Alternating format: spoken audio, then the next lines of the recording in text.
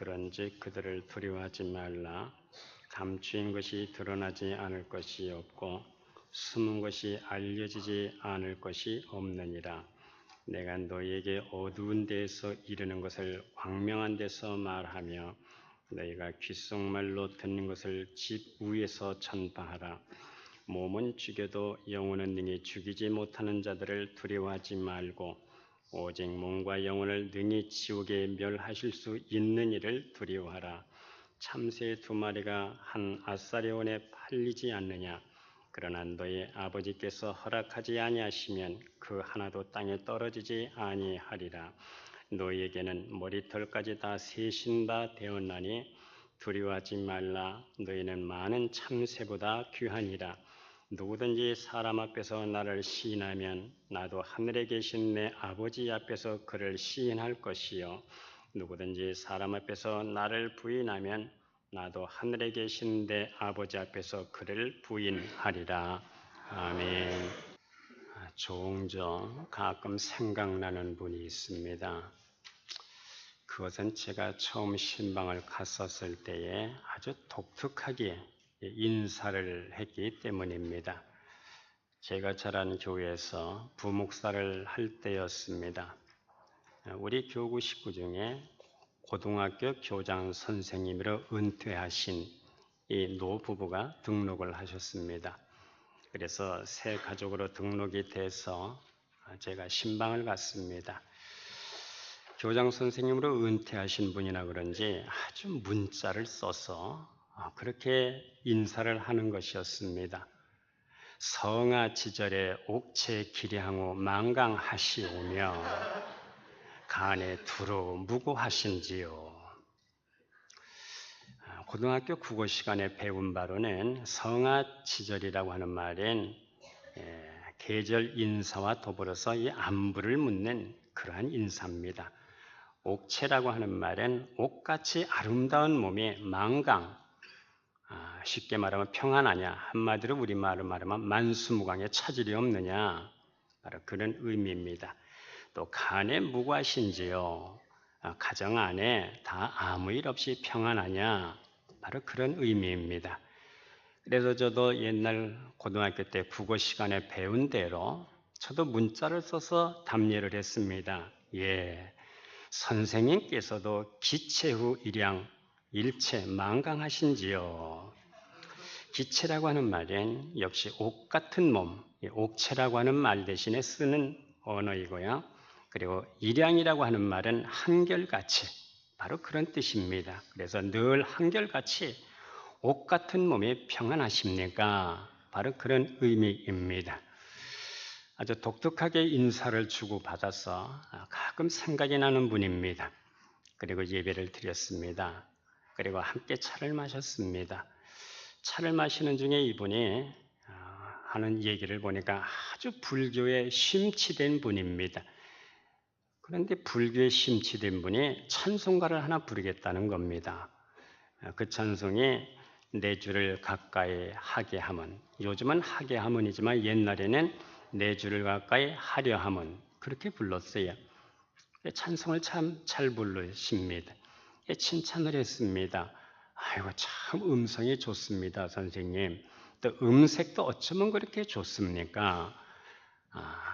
그랬더니 이분이 불교에 심취되신 분이라 그런지 이게 다 부처님의 은공이지요. 그렇게 대답을 하는 겁니다. 그리고 몇 개월 후에 다시 제가 신방을 했습니다. 이번에는 내가 먼저 시비를 걸었습니다.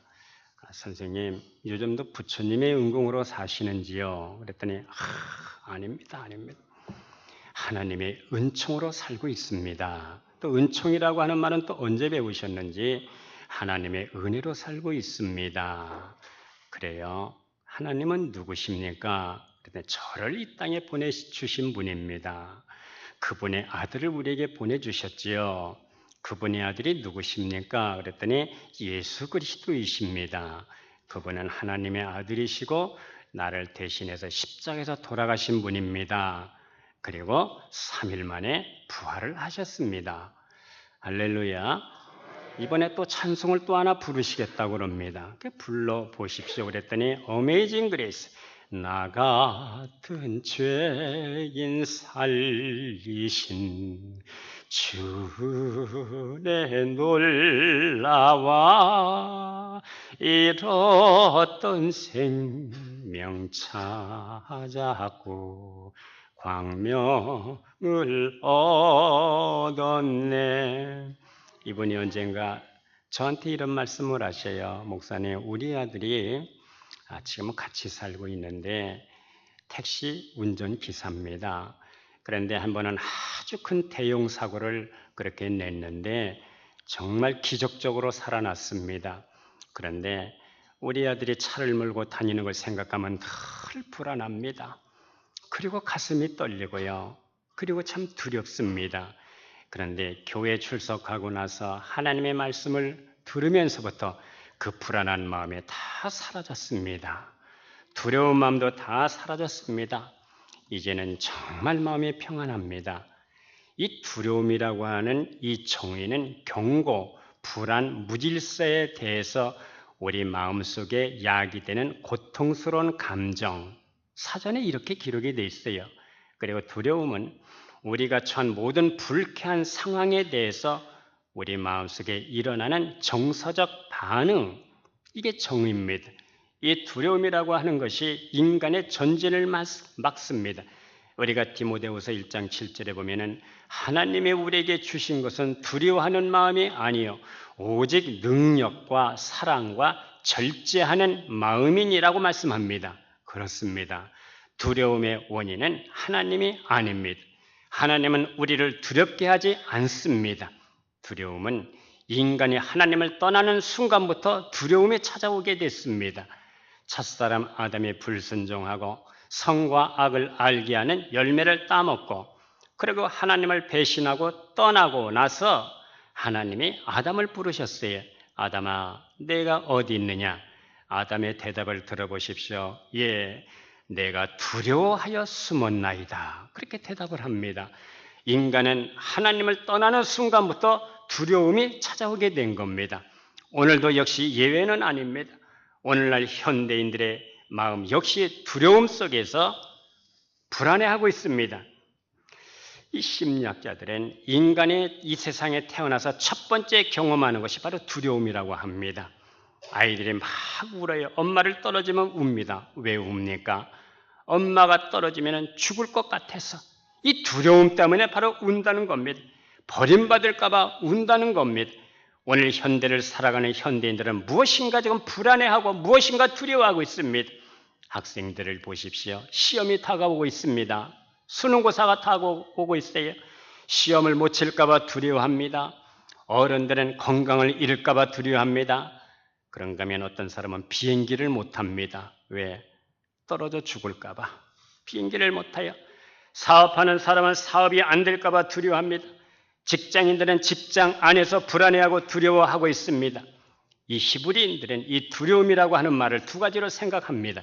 첫째는 이르바라고 하는 두려움입니다. 이것은 바로 절망하는 감정입니다. 이건 불안한 감정이에요. 우리가 성경을 찾아보면 바울에게도 두려움이 있었어요. 자, 우리 잠시 이해를 돕기 위해서 한번 읽어보겠습니다. 고린도전서 2장 1절에서 3절. 형제들아, 내가 너에게 하나님의 증거를 전할 때에 말과 지혜 아름다운 것으로 아니하였나니 내가 너희 중에서 예수 그리스도와 그의 십자가에 못 박힌 것 외에는 아무것도 알지 아니하기로 작정하였습니다. 내가 너희 가운데 거할 때에 약하고 두려워하고 심히 떨었노라. 이 위대한 바울이 왜 두려워했습니까? 아테네에서 전도할 때 전도에 실패를 했기 때문입니다. 그동안 성령의 역사가 있어서 교회가 세워졌는데 더 이상 성령의 역사가 나타나질 않았습니다. 아테네는 철학의 본산지입니다. 거기에서 소크라테스가 나왔고 플라톤이 나왔고 그리고 아리스토텔레스와 같은 이러한 철학자들이 나왔어요. 당시 최고의 지성의 도시입니다. 여기서 바울이 철학자들과 논쟁을 하다가 그만 전도에 실패를 합니다. 데살로니가에서는 3주 만에 교회가 세워졌는데 아테네에서는 실패를 합니다. 그리고 실패를 하고 고린도로 넘어오게 됩니다. 고린도에서는 별 박해가 없었어요. 그런데도 심히 두려워하고 떨었다는 겁니다. 왜? 깨닫고 보니까 아테네에서는 그리스도와 그분의 십자가가 빠져 있었습니다. 그래서 그는 새롭게 다시 결단을 하는 겁니다. 내가 그리스도와 그의 십자가 외에는 결코 아무것도 알지 않겠다고 작정을 하는 겁니다. 성도 여러분, 우리가 이 땅을 살아가면서 이 불안한 마음, 이 두려운 마음을 어떻게 극복할 수가 있겠습니까? 그 비결이 있다면 그 첫째는 하나님의 주권을 신뢰하는 겁니다. 그분의 능력을 신뢰하는 겁니다. 예수님께서 하나님의 주권을 신뢰하라는 말씀을 마태복음 6장에서 아주 자세하게 말씀을 합니다. 제자들에게 공중에 날아다니는 저 작은 새를 좀 보아라. 들판에 피어있는 저 들꽃 백합화를 좀 바라보아라. 저들은 심지도 않고 거두지도 않아. 창고에 모아 들이지도 않아. 그런데 너희 천부께서 기르시고 있잖아. 너희는 이것들보다 얼마나 더 귀하냐. 들에 핀 들꽃을 바라보라는 겁니다. 저들의 생존을 하나님이 책임지고 있다는 겁니다. 백합화의 존재를 바라보라는 겁니다. 이 들꽃의 생존이 바로 하나님 때문이라면 오늘 우리가 이 세상을 살아가는 이유가 어디 있습니까? 성도 여러분, 나의 생존의 이유가 하나님 때문인 것을 고백하시기를 바랍니다. 내가 하나님 때문에 오늘 살고 있다. 이 고백이 필요한 거예요. 그렇다면 내 삶을 인도하시고 책임지시고 문제를 해결하시고 내 삶의 의미를 부여하시고 목적을 부여하시고 그 목적을 향해 나로 하여금 이 땅을 살아가게 하는 그 하나님을 우리가 신뢰해야 되지 않겠습니까? 가장 시시한 미물까지라도 하나님께서 관심을 갖고 그 생존의 의미를 부여하시는 하나님께서 오늘 우리가 예수를 믿어 성령으로 말미암아 내 마음속에 새로운 생명이 꿈틀거리고 영생의 소망을 갖고 살아가는 우리의 모든 삶을 하나님이 책임지어 주신다는 것은 그 얼마나 당연한 일입니까? 그러므로 성도 여러분, 삶의 이유와 삶의 목적이 하나님에게 있기를 주의 이름으로 축복합니다. 우리가 누가복음 12장 32절에 보면은 예수님께서 제자들에게 작은 무리여 적은 무리여 무서워하지 말라. 너희 아버지께서 그 나라를 너희에게 주시기를 기뻐하셨느니라. 오늘 예수를 믿는 자들에게 하나님은 하나님의 나라 천국을 우리에게 주시기를 기뻐하신다고 말씀을 하십니다. 그러므로 하나님의 주권을 신뢰하고 그분의 능력을 우리는 신뢰할 때 내 속에 밀려오는 이 두려움을 막아내고 이겨낼 수가 있습니다. 나를 묶고 있는 모든 두려움의 결박이 주님의 능력으로 오늘 예배하면서 이것이 해체되고 풀어질 수 있기를 축복합니다. 내 안에 들어오는 이 두려움이 예수의 이름으로 거부되기를 바랍니다. 하늘과 땅의 모든 권세를 가진 예수 그리스도의 이름으로 악한 영에 의해서 묶여있는 이 영적 세계도 주의 이름으로 풀어지기를 축복합니다. 만물을 복종케 하시는 예수 그리스도의 이름으로 질병의 두려움도 제거되기를 바랍니다. 예수님의 이름으로 상처와 참상을 통해서 열려있는 문이 오늘 닫혀지게 하시고 가게와 몸과 마음을 공격한 이 사탄의 결박이 끊어지고 풀어져서 예수의 보혈이 그 자리에 대신 뿌려질 수 있기를 기원합니다. 우리가 이 땅을 살아가면서 남편과 아내 혹은 인간관계에서 말 때문에 묶여있는 이 불안한 마음도 두려움도 성령으로 풀어질 수 있기를 축원합니다. 환경과 상황과 그리고 처해진 환경 때문에 위기를 느끼고 두려움의 감정에 묶여있는 우리의 모든 내부의 질서가 풀어질 수 있기를 바랍니다. 성령의 바람으로 이 모든 것들이 날아가 버리기를 바랍니다. 대신 하나님의 나라가 내 안에 임해질 수 있기를 기원합니다. 그 두려움이 변하여 내 기도 되었고 전날의 한숨 변하여 내 노래 되었네. 하나님의 나라가 내 안에 임하여 두려움이 변하여 기도가 되고 한숨이 편해서 노래가 될 수 있기를 축복합니다. 영의 체계와 마음의 구조와 사고 체계가 하나님의 말씀과 진리 체계 안에서 굳건하게 세워져서 영적 싸움에서도 넉넉하게 이겨낼 수 있기를 기원합니다. 하나님의 나라는 의와 희락과 평강입니다.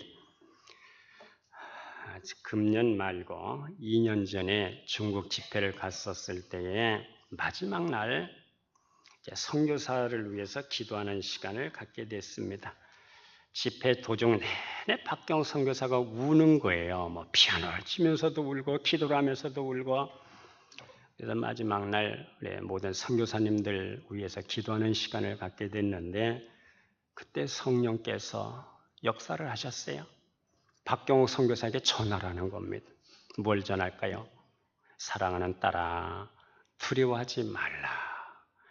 내가 너와 함께 있다.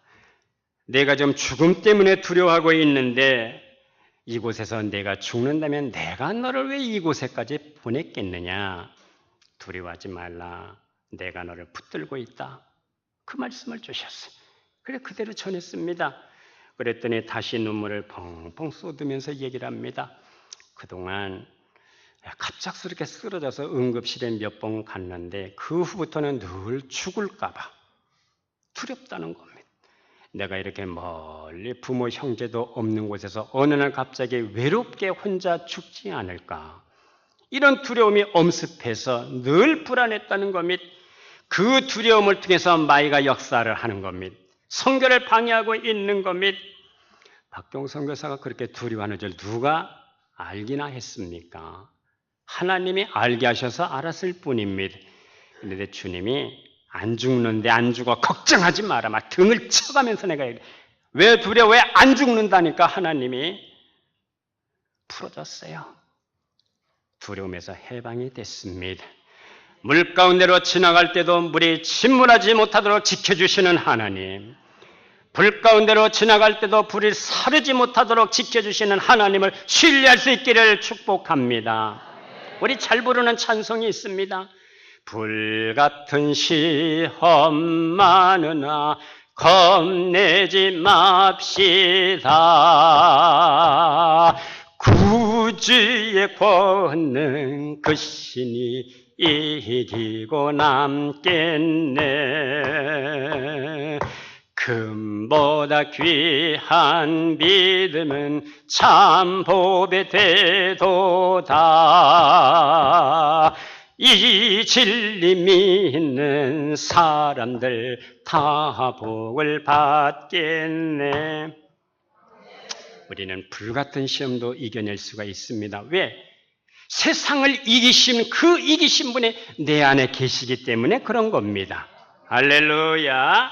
요한복음 16장 33절에 너희가 환난을 당하나 담대하라. 내가 세상을 이겼노라.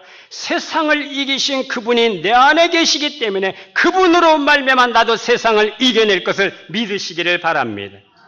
사탄의 테러도 이겨낼 수가 있습니다. 사탄의 모든 역사를 이기시고 사망 권세를 이기시고 부활하신 그분이 성령으로 내 안에 계시기 때문입니다. 상한 갈대도 그분은 꺾지 않으셔요. 꺼져가는 심리도 그분은 끄지 않으셔요. 사망 권세를 파쇄시킨 그분이 내 안에 부활의 권능으로 역사하시는 것을 믿으시기를 바랍니다. 그분이 이겨놓으셨습니다. 이기신 그분, 또 앞으로 우리를 이기게 하실 그분이 내 안에서 생명으로 역사하시는 겁니다. 그러므로 우리 인생은 이기신 분으로 말미암아 앞으로도 이길 것입니다. 할렐루야. 주님이 이기는 권능이 내 안에서 역사하시기를 축복합니다. 우리 잘 부르는 찬송이 있죠. 어린 양들아 두려워 말아라. 주님 우리와 함께 하신다. 하늘과 땅의 모든 권세로 그 양떼들을 항상 지키신다. 우리 찬양대. 오직 믿음으로 두려움 없으리. 오직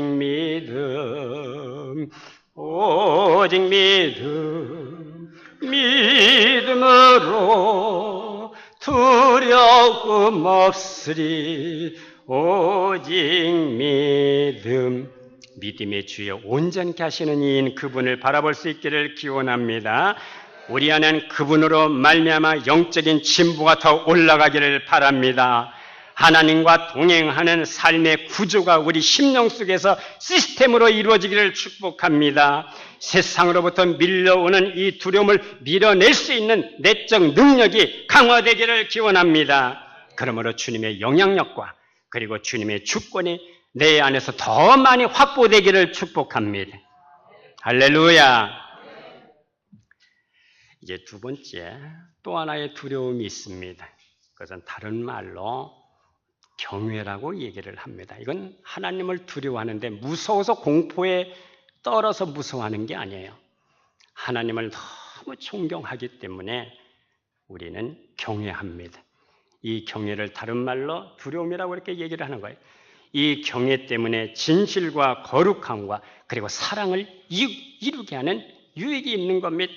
오늘 우리가 본문 말씀에 몸은 죽여도 더 이상 영혼은 죽이지 못하는 자들을 두려워하지 말고 오직 몸과 영혼을 지옥에 멸하실 수 있는 그분을 두려워하라. 두려워하지 말라는 말씀이 3번씩이나 나와요. 그를 두려워하지 말라. 몸은 죽여도 영혼은 죽이지 못하는 자들을 두려워하지 말고 온 몸과 영혼을 지옥에 던질 수 있는 그분을 두려워하라. 31절에 두려워하지 말라. 너희는 많은 참새보다 귀하지 않느냐? 성도 여러분, 우리가 두려워하지 말아야 할 이유는 생명이 하나님께 있기 때문에 그런 겁니다. 참새 2마리가 한 아사리온에 팔리는 것이 아니냐? 하나님의 허락이 없이는 한 마리도 이 땅에 떨어지지 않아. 너에게는 머리털까지 다 세신 바 되었느니라. 우리가 하나님을 경외하고 두려워할 이유는 오늘 26절에 나와 있습니다. 첫째는 감추인 것이 다 드러나는 날이 있어요. 숨겨진 것이 다 드러나는 일이 있기 때문입니다. 그래서 인간의 모든 죄악들이 다 드러나는 그날이 있기 때문입니다. 우리는 이 땅을 살아가면서 세월호를 경험하면서 이것을 경험하고 있습니다. 말하지 마. 너와 나만 알자. 이 세상에 비밀은 없다는 겁니다. 이 자체가 악으로 말미암아 나오는 거예요. 가사 상태라는 말이 있습니다. 이 가사 상태는 심장의 박동, 혈액, 그다음에 순환, 그다음에 호흡 등이 잠시 감지되지가 않아서 마치 죽은 것처럼 보이는 상태를 얘기하는 거예요. 그러나 죽은 것은 아닙니다. 그런데 이 가사 상태를 경험한 사람들이 쓴 이 글을 묶어놓은 책이 있습니다. 그런데 거기에 보면 숨이 넘어가자마자 어디론가 떠났다는 깜짝 놀라는 것은 자기가 지금까지 살아온 한평생의 사건들이 마치 영화 필름 보다 한순간에 돌아가고 있더라는 겁니다. 자기가 기억도 못하는 일들이 한순간에 필름같이 자기의 일생이 필름같이 나타나더라는 겁니다. 성경은 뭐라고 기록하고 있습니까? 로마서 14장 11절 12절 우리 다 같이 한번 읽어봅니다. 기록되었으되 주께서 이르시되 내가 살았노니 모든 무릎이 내게 꿇을 것이요 모든 혀가 하나님께 자백하리라 하였느니라. 이러므로 우리 각 사람이 자기를 하나님께 직구하리라. 다른 사람이 직구하는 게 아니고 내 혀가 하나님 앞에서 자기 일을 직구하는 겁니다. 팽개할 수가 없습니다. 변명할 수도 없습니다. 모든 것들이 다 드러나게 되는 겁니다. 그러므로 오늘 우리는 하나님을 경외하고 하나님을 의식하는 신전 의식을 갖고 살아가야 될 줄로 믿습니다. 특별히 우리 그리스도인들은 불신앙과 교만을 두려워해야 됩니다. 교만은 사탄이 주는 마음이에요. 교만의 실체가 사탄입니다. 이사야 14장에 보면은 아침의 아들 계명성이여 어찌 하늘에서 떨어졌으며 너 열국을 얻은 자여 어찌 그리 땅에 찍혔는고 내가 하나님의 뭇별 위에 내 자리를 높이리라. 가장 높은 구름 위에 올라가 지극히 높은 이와 같아지리라. 결국 하나님과 같이 같아지려다가 천상에서 쫓겨나서 이 땅에 내려온 존재가 바로 사탄입니다. 교만의 실체는 사탄입니다. 교만은 사탄이 주는 마음입니다. 우리는 교만해지는 마음을 두려워할 줄 알아야 됩니다. 혹시 내가 하나님의 은혜를 잃어버릴까 봐, 공로제 율법주의에 빠질까 봐, 혹 종교인으로 굳어지지 않을까, 이것을 우리는 두려워해야 됩니다. 종교개혁자 존 락스의 무덤에는 이런 묘비령이 새겨져 있다고 합니다. 하나님을 두려워한 사람, 결코 인간의 얼굴을 두려워하지 않은 사람 여기 참들다. 바로 하나님을 의식하고 하나님을 경외하고 두려워하면서 살아가는 사람들이 오늘 그리스도인들입니다. 이제 두 번째 하나님을 두려워해야 할 이유는 영과 육을 하나님이 주관하시기 때문입니다. 영과 육까지 넉넉히 지옥에 던져 넣을 수 있는 그분을 두려워하라는 겁니다. 몸과 영혼의 파멸은 인간의 존재론적인 전인적인 멸망을 얘기하는 겁니다. 하나님은 인간의 모든 존재론, 영과 육까지도 멸망시킬 수 있는 분입니다. 그분을 의식하고 살아가야 된다는 겁니다.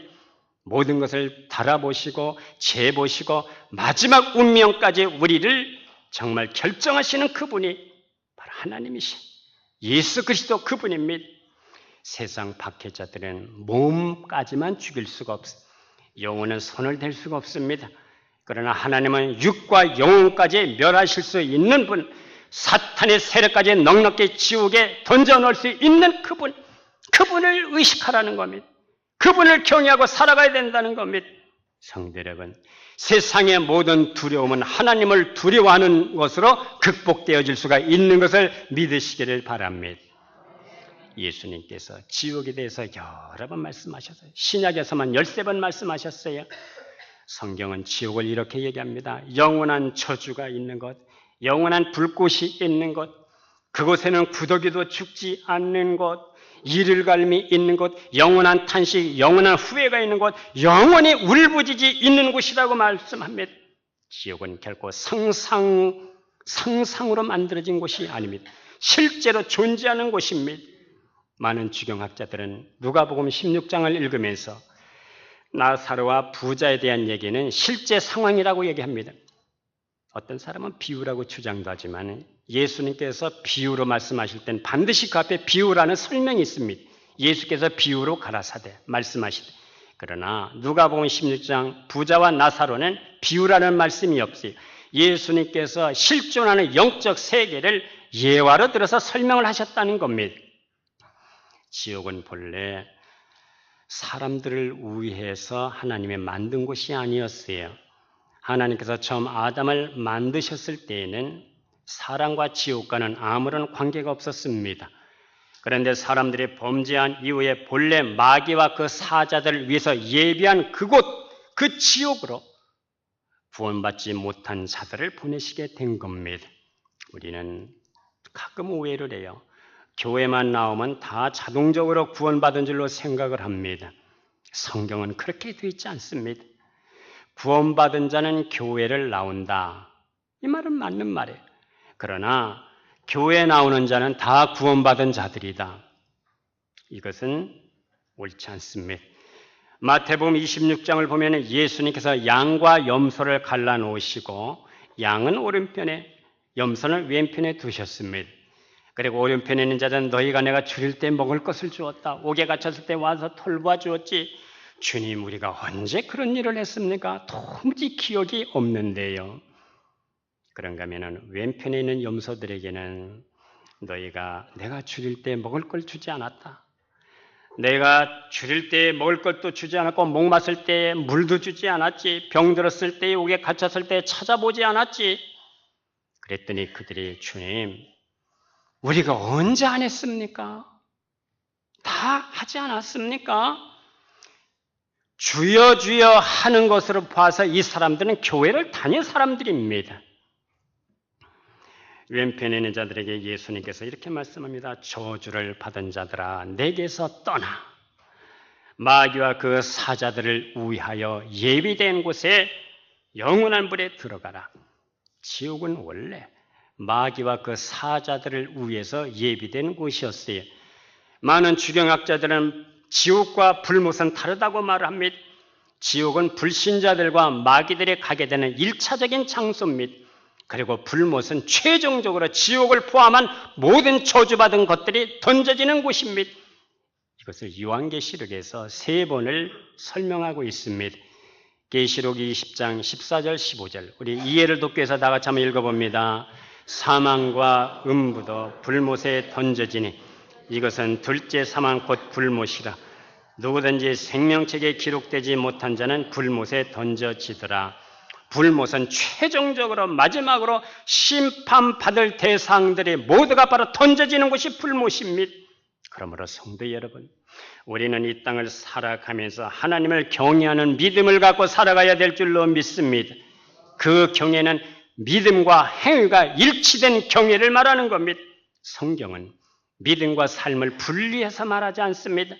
우리의 삶으로 드러나지 않은 믿음은 다루어져야 할 믿음의 부분이고 훈련되어져야 할 믿음이고 분명 연단을 거쳐서 하나님의 말씀이 확증되어져야 할 믿음입니다. 진실로 우리는 하나님을 경외하는 자는 흉악이 없는 사람이 될 것이고 그 입술에 진실이 있는 사람이 될 것이고 미신과 점수를 멀리하는 사람이 될 것이고 우상 숭배하는 곳에 얼씬거리지 않는 그러한 사람이 될 것입니다. 동기와 생각과 모든 중심이 말씀과 영으로 충만해져서 그리스도만 나타내는, 그리스도만 말하는 그러한 사람이 될 것입니다. 부디 그러한 사람으로 살아갈 수 있기를 축복합니다. 이제 세 번째, 하나님을 두려워할 이유, 경외해야 할 이유는 예수님 앞에서 시인받을 자가 있고 부인됨을 받을 자가 있다는 겁니다. 오늘 우리가 본문 마지막 10장 32절, 33절 우리 다 같이 마지막으로 한번 읽어봅니다. 누구든지 사람 앞에서 나를 시인하면 나도 하늘에 계신 내 아버지 앞에서 그를 시인할 것이요 누구든지 사람 앞에서 나를 부인하면 나도 하늘에 계신 내 아버지 앞에 그를 부인하리라. 조건부입니다. 영원한 행복과 영원한 불행이 예수님의 입에 달려있는 겁니다. 하나님 앞에서 부디 시인받는 우리의 이 땅의 삶이 될 수 있기를 기원합니다. 웨슬리가 어느 날 깊은 기도를 하다가 설명이 안 되는 사건을 경험을 했답니다. 자기가 죽었어. 보니까 죽었어요, 자기가. 그래서 하나님의 심판대 앞에 서게 됐는데 이제 곧 심판이 시작이 됐습니다. 신문이 시작이 됐으니 그대는 항상 선했는가? 아닙니다. 그대는 항상 의로웠는가? 아닙니다. 그대는 항상 깨끗했는가? 아닙니다. 그래서 곧 저주가 내릴 것이라고 생각을 하고 고개를 숙이고 있는데 그때 밝은 빛이 환하게 비치면서 주님이 나타나시더니 자기를 껴안고 보좌를 올려다보면서 아버지, 이 사람은 항상 선하지도 못했고 의롭지도 못했고 깨끗하지도 못했습니다. 그러나 이 사람이 세상에서 살 때에 저의 편에 서 있었습니다. 그러므로 오늘 이 자리에서 제가 이 사람 편에 서겠습니다. 할렐루야. 우리가 이 땅을 살면서 주님 앞에 서야 우리 그날에 주님도 우리 편에 서 계시다는 것을 믿으시기를 바랍니다. 삶으로 주님이 시인되는 이 땅의 삶이 되어져야 됩니다. 그래야 내가 어느 날 하나님 앞에 갔을 때 우리의 삶이 시인이 되는 겁니다. 구체적으로 이 땅을 살아갈 때에 우리는 말로만 시인하는 것이 아니고 우리의 삶을 통해서 주님이 시인되는 삶이 될 수 있기를 기원합니다. 그렇지 않으면 오늘 성경에 있는 말씀대로 부인함을 받을 수밖에 없는 겁니다. 그러므로 우리는 이 땅을 살아가면서 빛의 자녀로 성령의 사람으로 하나님의 전사로 하나님을 경외하고 두려워하는 마음을 갖고 주님 편에 서서 이 땅을 살아갈 수 있기를 축복합니다. 기도하겠습니다.